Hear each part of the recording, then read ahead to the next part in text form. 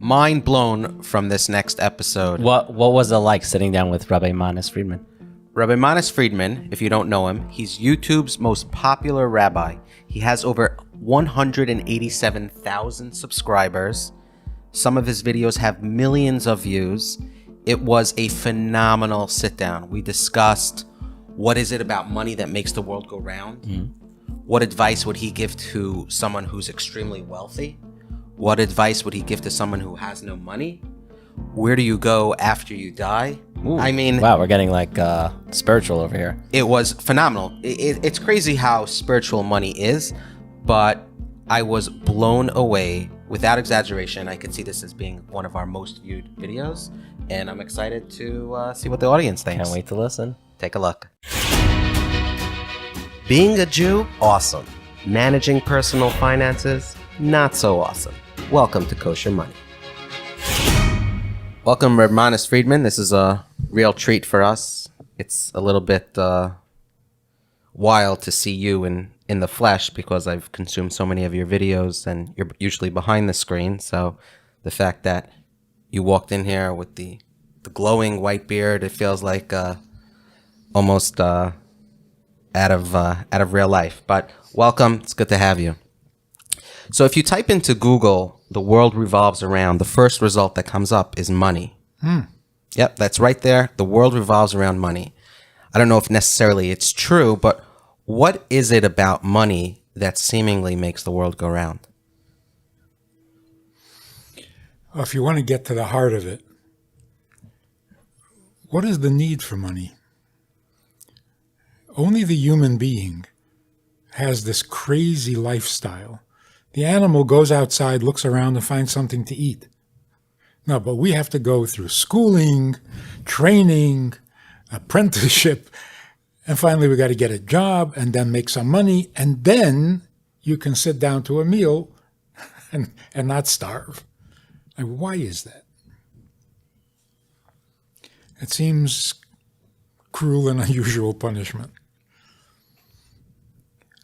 So we have to think a little bit beyond and past just the money, because it really is a mystery. Why is it set up this way? You know, we have, you would think, more noble things to do.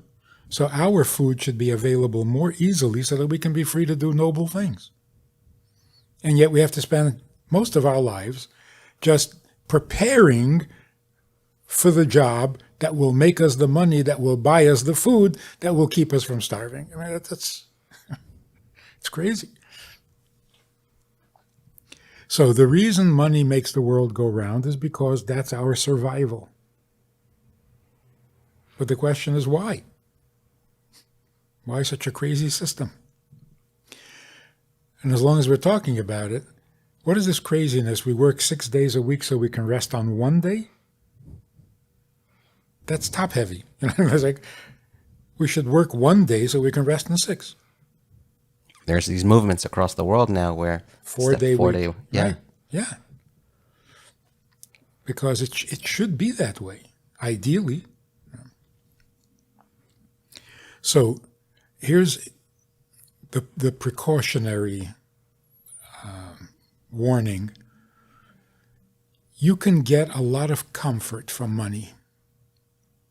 Your life is easier, more comfortable, broader, have a bigger vision. But it is not meant to produce happiness. And that's where the big mistake is. Yes, money will give you comfort. It will not give you happiness, because it won't give you satisfaction. Feels good to be able to make money. You come in with a big wad, you know, you feel great. It's not happiness. So if you depend on the money for happiness, you're headed for a depression. And if not you, then your kids. You say, so what? So what? So we have money, so we're rich. You know, it doesn't make for a happiness life. But the reason we have to do all this, and the reason we have such a complicated path to a sandwich, is because it's the only way that God can get us to interact with each other, to meet people we otherwise not meet, to get us to come out of our caves and feel mutually dependent on each other. In other words, it creates a more human existence. If you had your food outside, just climb a tree and eat, we wouldn't be human the way we're meant to be. So instead of thinking of how much money am I making, who are you meeting? Who are you dealing with? Where is this taking you? What are you exposed to? And what good can come from that? The people you're dealing with, your buyers, your sellers, your customers, your employer, is there something that you're supposed to learn or give or receive, or some kind of human interaction that makes the world a better place? If Adam and Eve hadn't eaten the apple, would this idea of money had it existed? And if not, how else would we have interacted? Right. So if you read it superficially, it sounds like the curse. Mm-hmm. The curse for eating from the tree of knowledge was that by the sweat of your brow, you're going to make bread. That means go to work, mm-hmm. in simple language. Get a job. So it sounds like a curse, and it can be a curse, but really it's a hidden blessing. It's like saying you can't just be yourself anymore. Now you have to interact with other people. You'll give, you'll take, you'll receive, you'll help each other in some way, but no more hermit kind of life in the Garden of Eden, just picking things off a tree. There's a verse in Mishlei, Tzedakah Tatzel Mimaves, that charity will save the donor, or can save the donor's life. What is it about charity that is so powerful, so much so that a donor can be saved from potential harm or death? With a little stretch of the imagination, giving charity means giving away your life.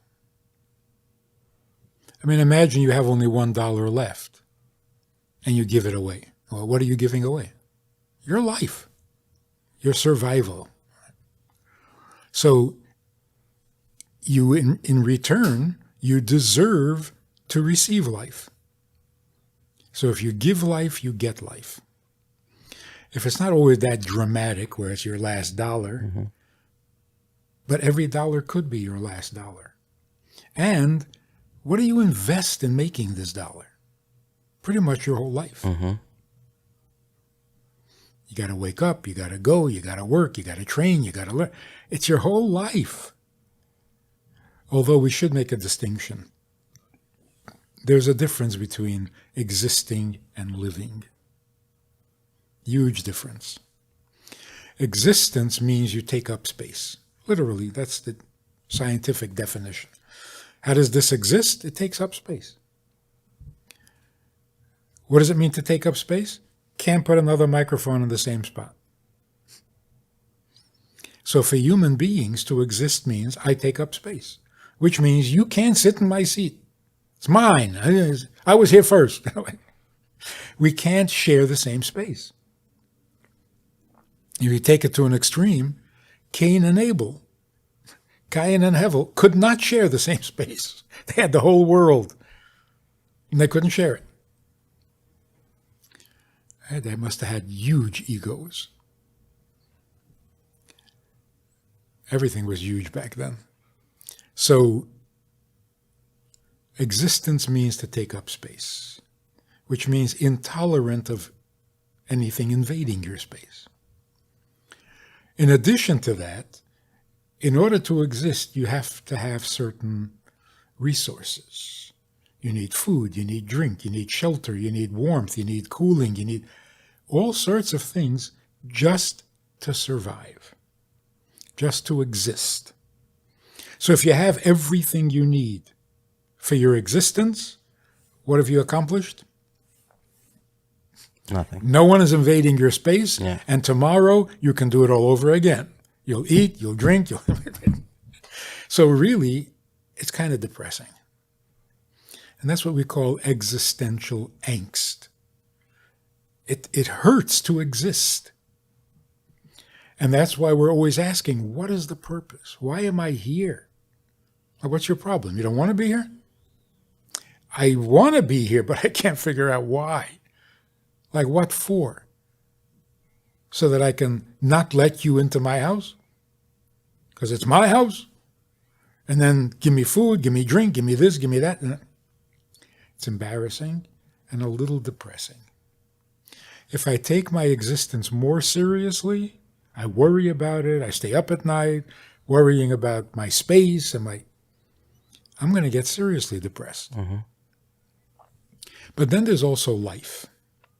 Life means, what effect does your existence make on the world around you? Your being here, your existence, has an effect. That's what justifies your existing. So life means, what are you contributing? So the fundamental difference is, existence is demanding, needy. Life is giving, needed. Before we get to making a living, having money, getting rich, not getting rich, one thing has to be clear. We can't function as needy creatures. We have to see ourselves as needed creatures. Changes everything. That alone, like, the depression is gone. Who needs us? Is it, and I've heard talks from you in the past, and I would like to get into that a little bit, but who needs us? Is it other humans that need us? Does God need us? Yes. How do you look at needed? Yes. Both. Mm-hmm. Some would say, or push back and say, God doesn't need us. God has everything. Well, let's put it this way. God's plan needs us. The plan can't work without us. God wants this world to become a godly place. Well, the only way that can happen is if we do it. Because if he does it, then it's not this world. then it's heaven. He wants earth to become godly, meaning by its own limited, fallible, clumsy way to somehow get to be godly. So yeah, it depends on us completely. You touched on the idea of making a lot of money. Some people struggle to make ends meet. Let's talk about those two extremes. If there are those listening that have come into a lot of money, whether through inheritance or through their hard work or not hard work, they're sitting on a pile of cash. What advice would you give to people in that state?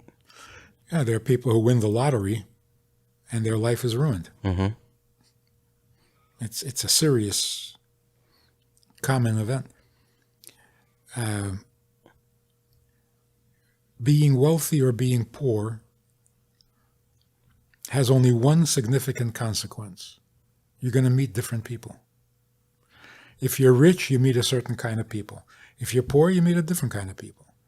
So your wealth or your poverty takes you where you can do the most good in God's plan. Mm-hmm. So if you're poor, it's because you need to deal with people that live in that circle, in that universe. If you're rich, it's only because you need to be affecting people who are in that stratosphere. Right? So always look beyond the dollar.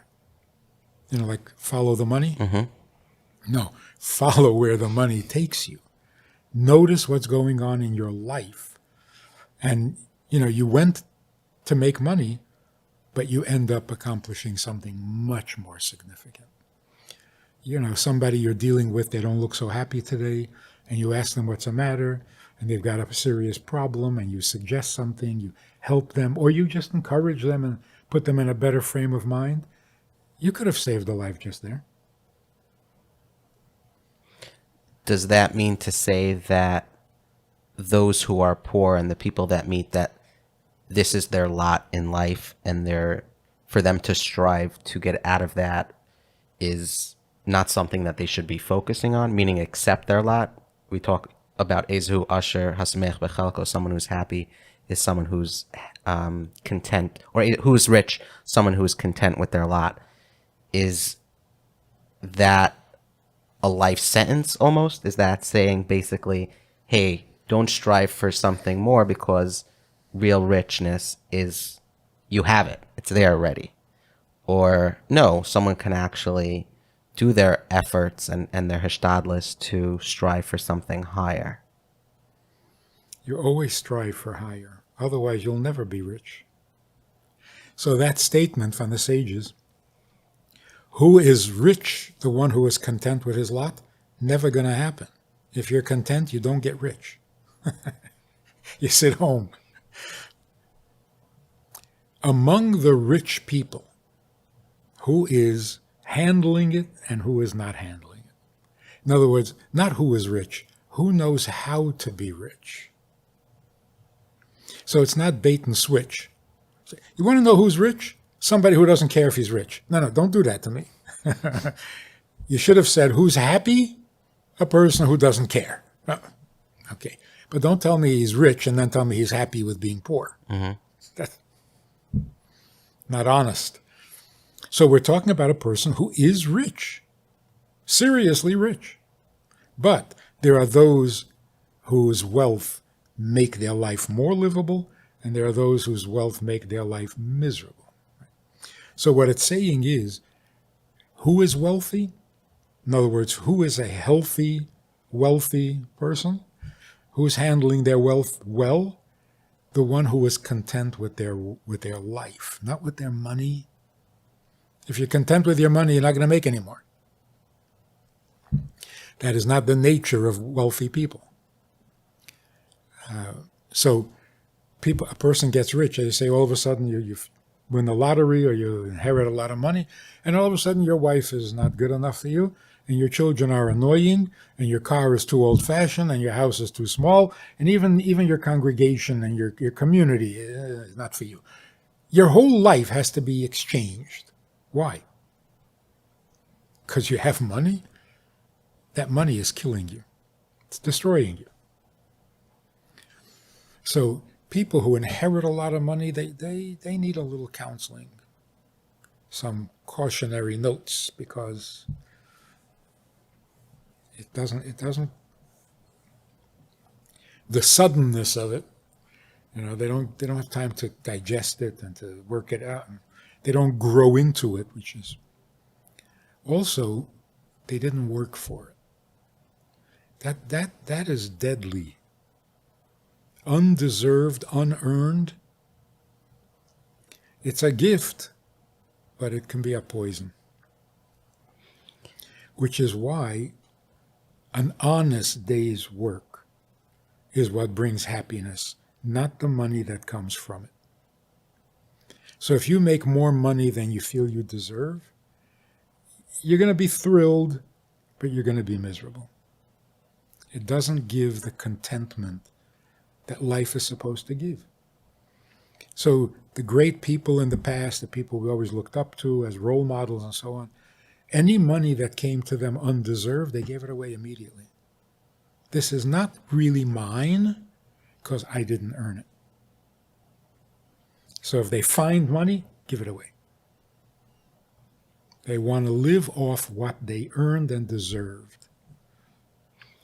We had a guest here, David Bashefkin, who spoke about Gevir culture, where a lot of people in Orthodox Jewish circles, and it's not even just in Orthodox Jewry, look up to the wealthy and their opinions matter when it comes to the community.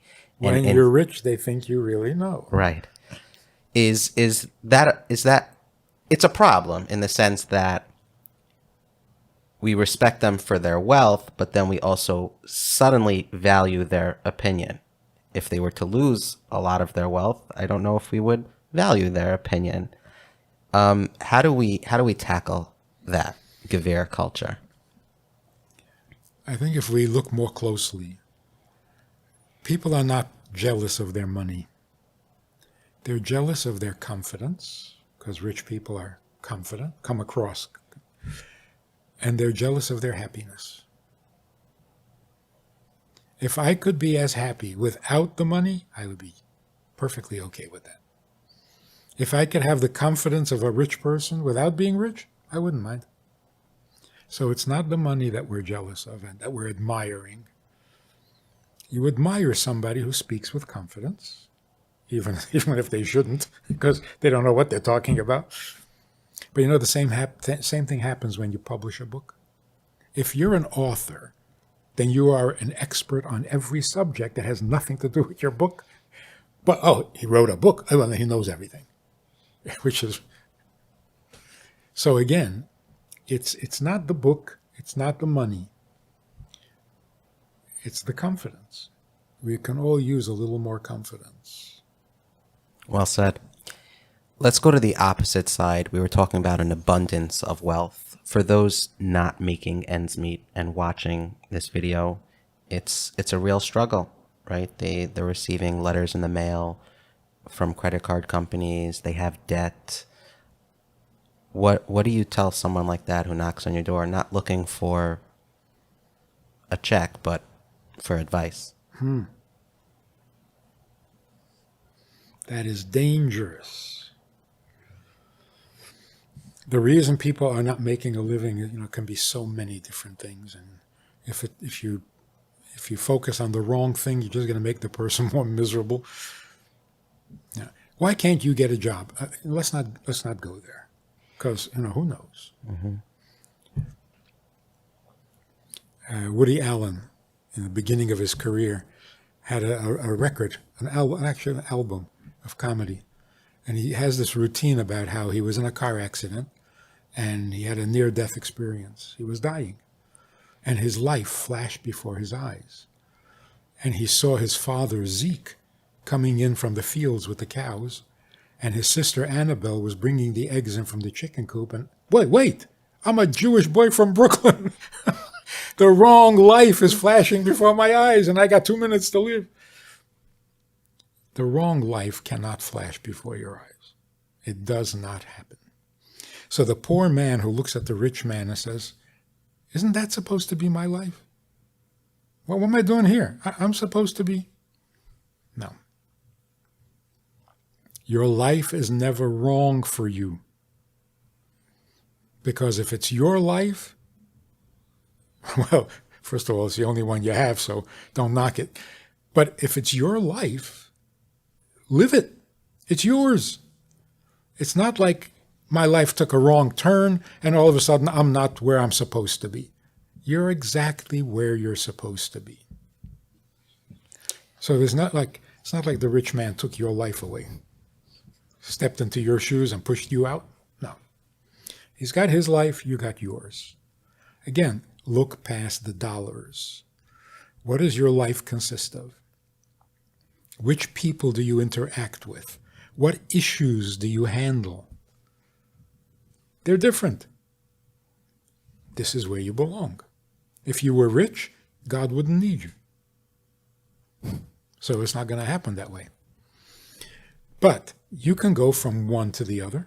Rich people become poor, unfortunately, and poor people become rich. That means you fulfilled your function and purpose in this field.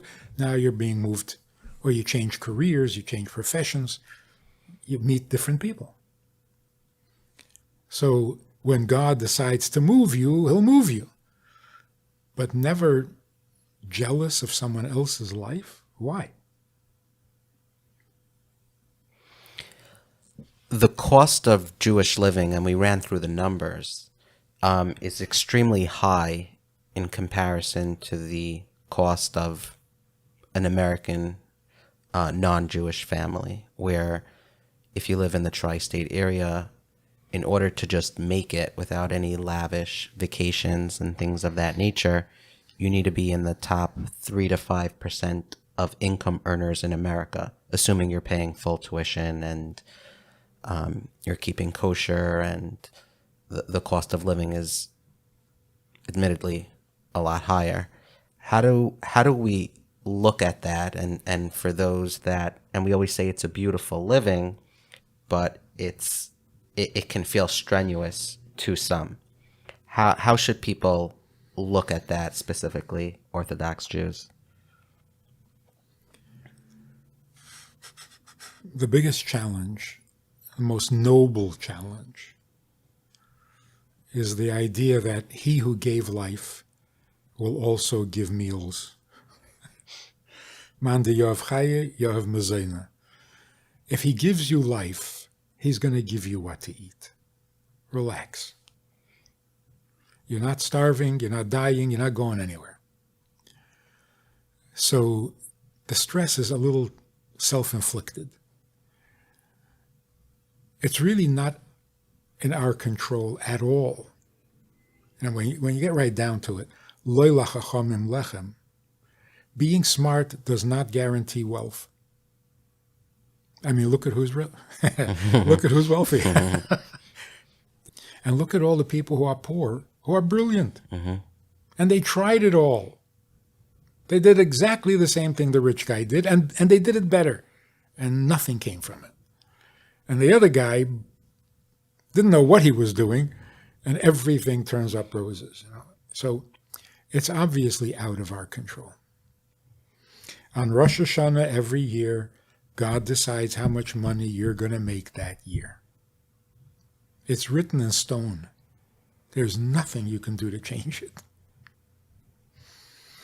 So worrying is certainly not going to help. Staying up all night, putting in extra hours, it's not going to help. It's not going to make a difference. It's deceiving. I mean, you work on Saturday, you come home with a couple of $1,000s of profit. What do you mean I didn't? I made more money by working on Shabbos. That's not called making money. If next day you get sued for $10,000, and there goes all your money down the drain, right? So making money doesn't mean it's in the cash register. The question is, where does it go from the cash register? To doctor bills, God forbid? To lawsuits? To losses? So, in the end, by the end of the year, you will have exactly the amount of money that was decreed on Rosh Hashanah. So there are those that say, if that's the case, where it's all decreed on the Jewish New Year, why put in the hishtadlus and effort during the year? Very good question. Basically, what we're saying is, making a living is a miracle. It's an act of God. It's divine intervention. But we're not supposed to rely on miracles. We have to live a earthy life and allow the miracles, but we can't live on miracles. If you're not feeling well, you have to go to a doctor to say, God, God will help me. You know the story with the boat and the car and the helicopter. Share the story. Let's hear. Some guy was caught in a flood, and a truck came by picking up people and said, come, we'll save you. And he says, oh no, I'm a believer. God will save me. So the truck leaves, and the water rises, and a boat comes by, a canoe. He said, come on, I'll save you. Don't worry about me, God will save you. Now he's up on the roof of his house, and a helicopter comes by, ready to pick him up, and he says, don't worry about it. Anyway, he drowns. So he comes to heaven, and he says to God, hey, I trusted you. I believed in you. Why didn't you help me? And God says, I didn't help you. I sent you a truck. I sent you a boat. I sent you. In other words, God wants nature to function as nature, not to be ignored, but miracles come into nature because nature alone can't exist. So if you want to be richer, there is something you have to do. Open a bigger store. You can't have a little shop and say, I want to make millions. You got to create a vessel that can hold or contain the blessing you're looking for. So the guy says, I'll open a little shop in the corner. I'll come in once a week, a couple of hours. And whatever God wants will happen anyway. Yeah, well, you're not allowing it to happen because you're not, like on Purim. if you extend your hand for charity, there's a mitzvah to give. Kol ha'poshet yad. Guy doesn't stick his hand out. You expect people to force money into your pocket? So at the very least, you got to put your hand out. Show that you're ready to receive. So by opening a bigger store, you're saying, I'm ready to take on bigger responsibility, bigger income. But if I don't want that, I just want to be rich, you just sit and wait for your uncle to die and inherit his money. So that's not the way God wants it to be. The joke with the boat reminds me of the fellow who's driving around looking for a parking spot. And he says, God, please, I need a parking spot. And he's circling 10 minutes, 15 minutes, 20. After 30 minutes, he finds a parking space. He says, God, no, I found one. Forget it. I'm good. So this idea that someone has to stretch out their hand or create a bigger shop or a larger vessel, at what point is his hand stretched out enough? At what point is his shop large enough that he's created a vessel? And the crux of the question is, how much effort is sufficient? Does one need to be working late into the night in order to show God that he's making as much effort as he possibly could, thereby sacrificing other pieces in his life? You know the famous saying, don't work harder, Work smarter. work smarter. Putting in more time, day and night, no, that's not making a bigger vessel. That's just making a mess out of yourself. You opened a larger store, there is natural opportunity for the blessings. The bigger store reaches its maximum, right? And it's not enough. So open a bigger store. But you don't spend more hours trying to force more blessings into the store you have. It has reached its capacity. In the small store, you were making $100,000 a year. Now you're making $500,000 a year. But that's all you're going to make in this store. Now you got to open a chain of stores if you want to be a millionaire. But you can't just keep working on that store day and night, day and night. So you just keep enlarging the vessel when you're ready so that there can be a bigger blessing. Would it be wrong for someone to tell God that if God was to make me more financially successful, I'll be able to give more charity and do more good things with this money as he's striving to create a larger vessel? Or that would be the wrong way to look at it? It's not a good idea to make deals with God because he'll always outsmart you. Don't make deals. But you should, in your intention, have in mind that the more I have, the more I share. It's not a deal. It's not, not making conditions with God. If you make me wealthy, I'll give charity.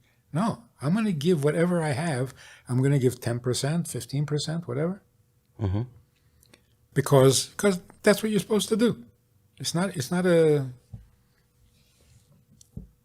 signing a contract or anything. Right. So don't make pledges. We were told, before you're rich, don't make pledges. I'm assuming, given your role as a rabbi in a community, that couples and families do come to you with their financial related questions. What would you say is the common theme of those questions where they seek advice or maybe have some sort of friction in their life? Hardly anybody asks me for financial advice. Mm-hmm. Should they be? No, thank you very much. But usually, it's just the tip of the iceberg. Some friction between them that is blamed on the money, but it's never the money. One thing we know for sure. If a guy is trying to make a living, he has to first make sure that his wife is happy. Because God is giving him money not only for himself, but for his wife and for his family. Well, if your family is not with you and your wife is not with you, then you're not going to get. Like a guy says, I'm single, I just barely make enough to live on. How am I going to get married? So what, you want God to give you enough money for two when you're just you? Become two and God will give you money for two. Become 10, God will give you money for 10. But what do you want, money for 10 before you even get married? Doesn't make any sense.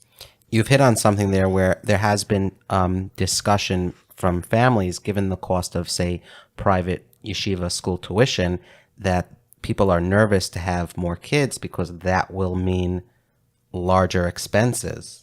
You're saying that's a backwards way of thinking. Yeah. That is defeatist. That's intimidation. It's giving up on life. It's giving up on life in favor of a better existence. Never do that. Wow. We have lists and lists of, I told the fans that, the few fans that we have, less than a dozen, about Rabbi Manis Friedman, and they're very familiar. I think you now have over 187,000 subscribers on YouTube, not that you count. What are some of the common themes of the more popular videos that you've released that you've seen resonate with your audience? Interestingly, the one talk that gets 8 million hits Wow. is the one about life after death. Everybody. I don't know why. What, are we all so afraid of dying? What's going on here? And it's been over years. It's not just Corona and what. Everybody wants to know about that. We'll link to it in our show notes to ensure that people get to see it. But what is it about life after death? Is it What happens when you die? Where do you go? What do you do? and you can't take your money with you either. Right. Do you see that as people get older, they become wiser as it relates to what's important in life? We spoke about leaving a legacy and being needed. As people get older, do they realize the importance of that, or the way they are? Hopefully. Not always, unfortunately. Mm-hmm. But I tell you, this Corona, Mm-hmm. it has brought a lot of wisdom, not only to old people, to all people. And this is really, I think, relevant to this conversation. Do we want to go back to business as usual? Does anybody want to go back to work? No. I hope not. Because the work environment has been so toxic, so inhumane, we should never go back to that. The greed, the competition, the stress. Everybody's on anti-stress, anti-anxiety pills. Mm-hmm. This is not a way to live. This is crazy. Don't want to go back to that. So, talk to anybody who runs a big company. They have 100 employees, just to pick a round number. Every one of those employees comes in at 9, stays till 5. It's a waste of time. Ask the head of that company, if all of these people came in at 9 and left at 3, would you make any less money? No. What about if they left at 12? Would you make any less money? Probably not. So what are you keeping them there for?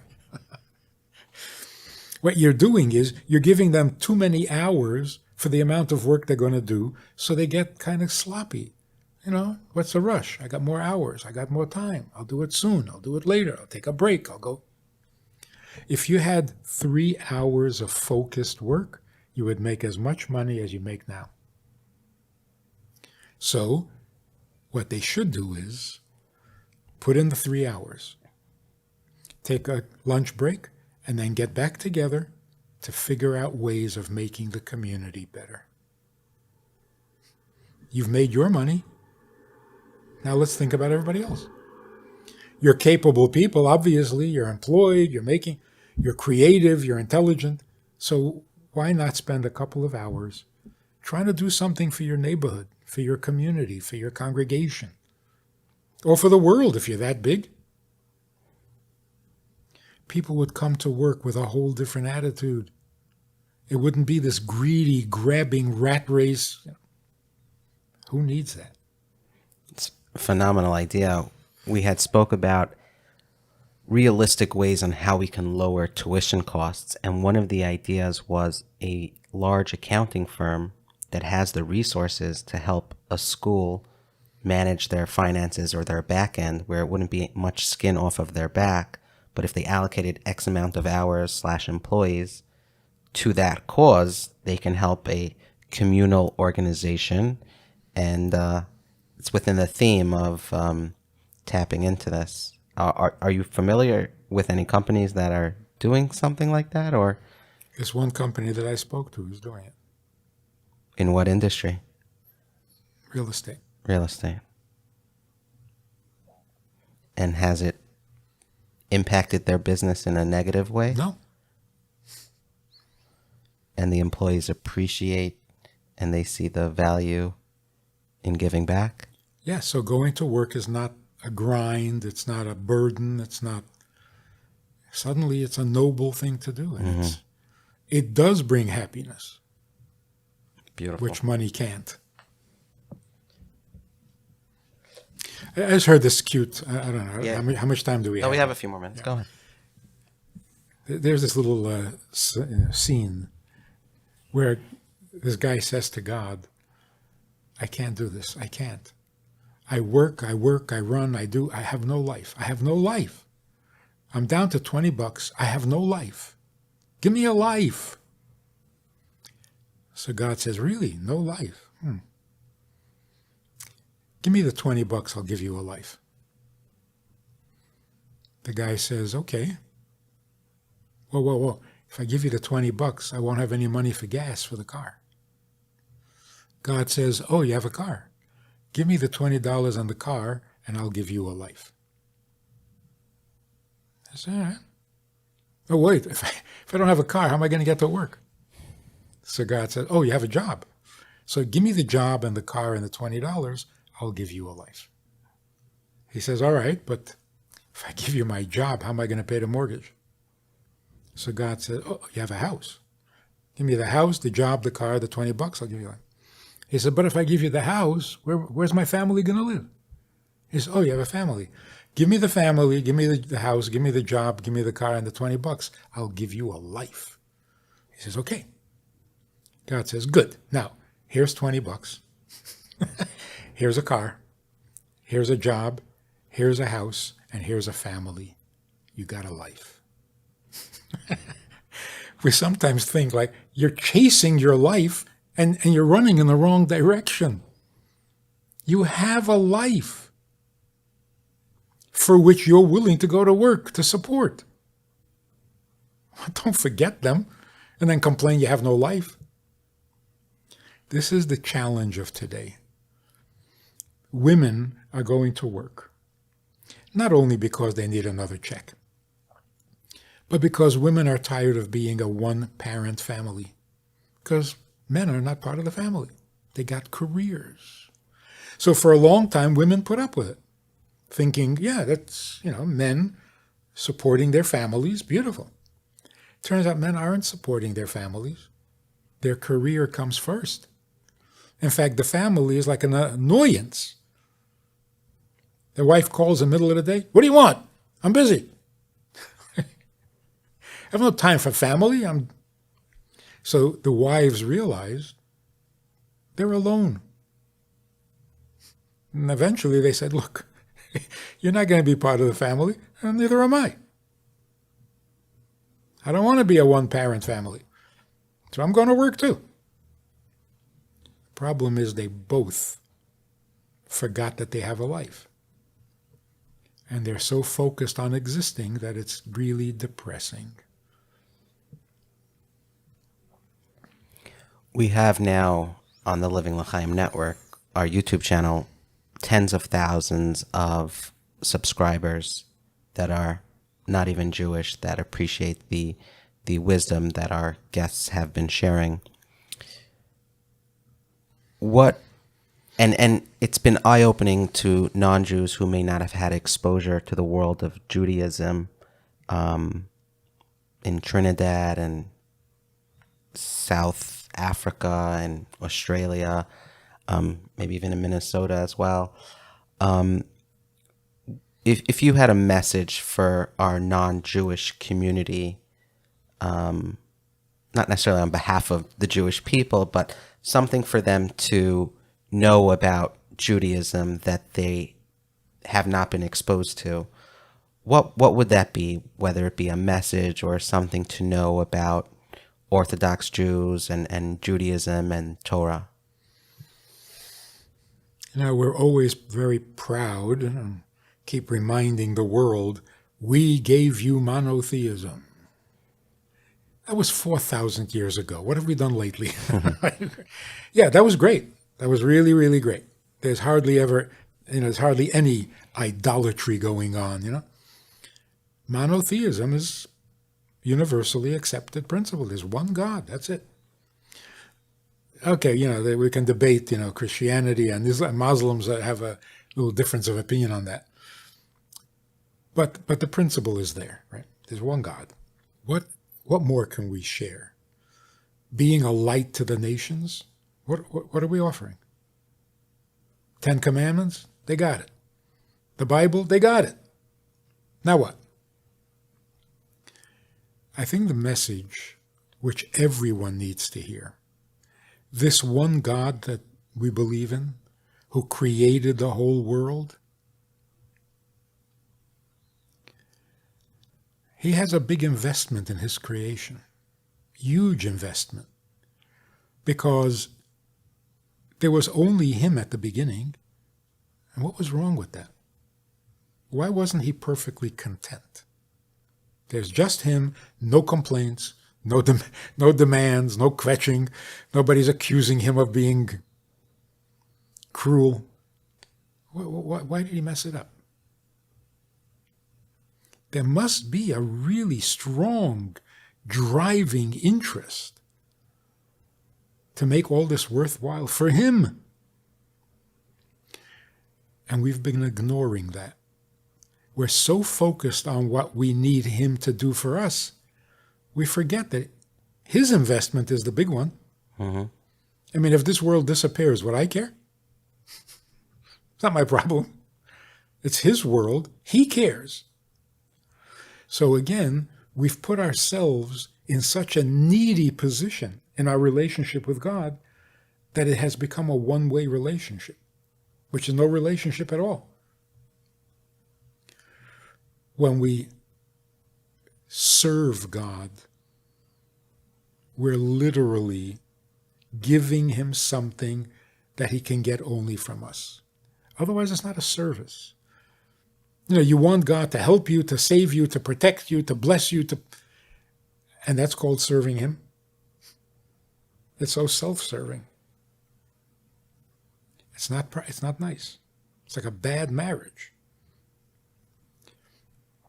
So what we need to do is realize that we are here on a mission to fulfill his plan, what he needs from this world, from us.